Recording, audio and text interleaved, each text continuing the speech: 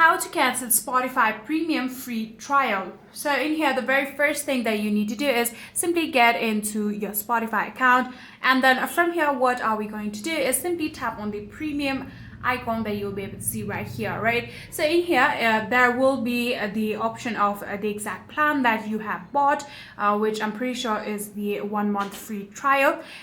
It will all be shown here, right? So in here, what are we going to do now is simply tap on that exact plan. Then you'll be able to see the option of change plan. Simply tap on that change plan button, then scroll all the way down until you find the option of Spotify free. Simply tap on that option, then simply tap on cancel premium, and after doing that, click through the confirmation screens until you reach to the final page stating your trial has been cancelled, and you will keep your premium perks until the trial duration naturally runs out. So yeah, this is exactly how you'll be able to cancel your Spotify premium trial.